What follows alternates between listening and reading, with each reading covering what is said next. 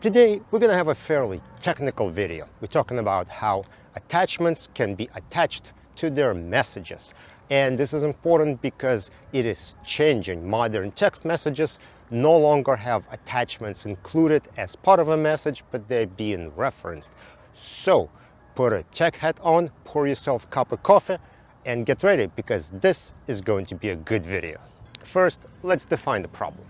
Attachments used to be attached to the actual message. So they were physically included in the same MSG file or whatever, or EML file. They were part of the message. So you take your message, you double click on attachment, it opens. That is a copy of the file that was sent from one person to another. Now, one thing Microsoft is doing is they're using SharePoint for storing files that users are working on.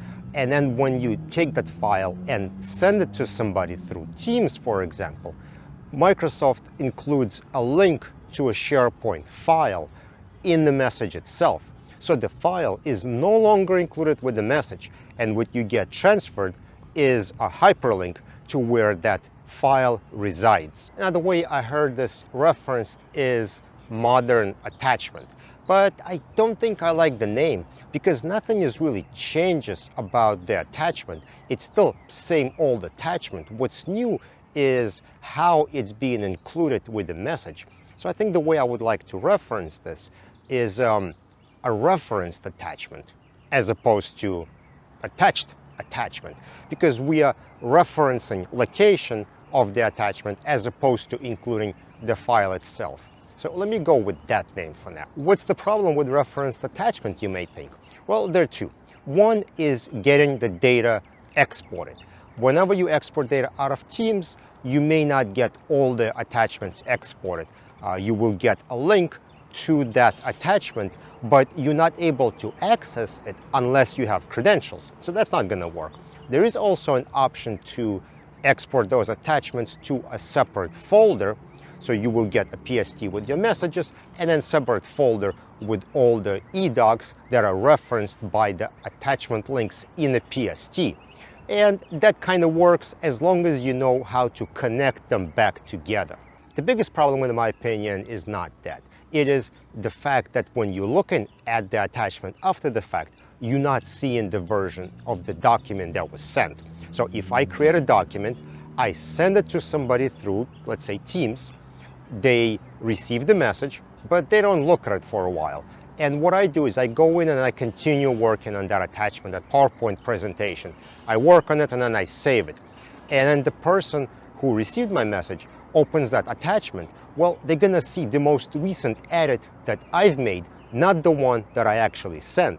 So whenever you're collecting this data, you are seeing the most recent version of a document and not necessarily the one that was sent. Microsoft says they do work on some kind of versioning system for these files so people could track it in the future, but I don't think that exists just yet. Now, we do need to make this matter a little bit more confusing because, well, we have to. Since the attachments we get sometimes are hyperlinks, people confuse those hyperlinks with hyperlinks that are included in the body of a message. Sometimes person could say, hey, check out this file, look at it in this folder, and they'll paste a link.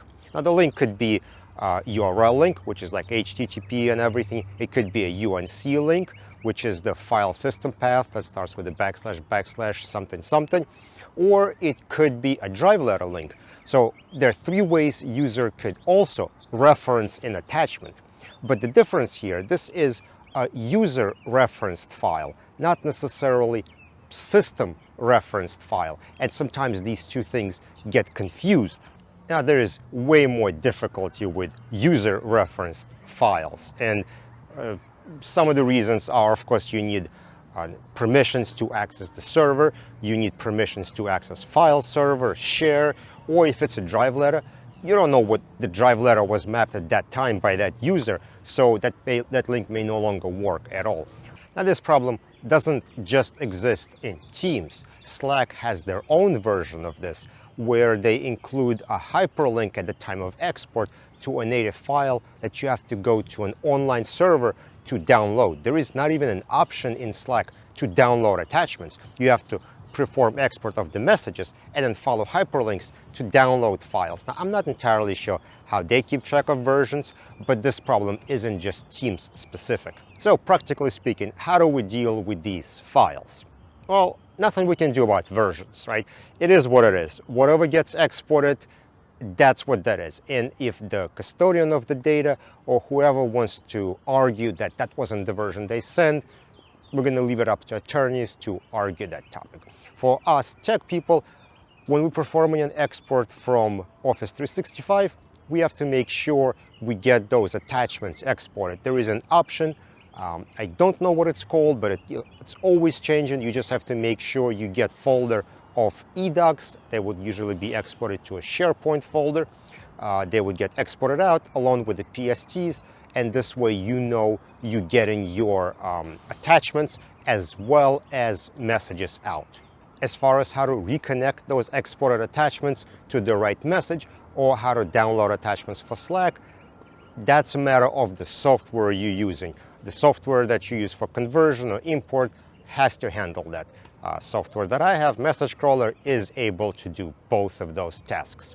And as far as user-referenced attachments, which are in the body of a message, well, I only heard of one company that did something to solve it, which I don't know if solving is the right way, but what they do is they scrape body of a message for any hyperlinks, and then they try to go in and download them. My software doesn't do that. I feel like that's kind of outside of scope of collection. And the reason for that too is user could be referencing a file, a folder, they could be referencing a website, they could reference a computer, you could have links to anything. It doesn't mean you need to go and collect it, right?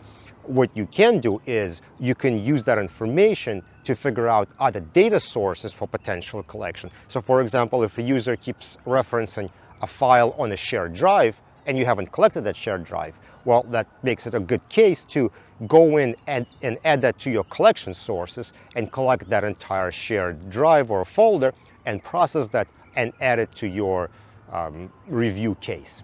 Now, I do realize this is complicated and confusing topic, but I'm hoping this video helped you get a little bit more understanding into modern or referenced attachments and how they're being used.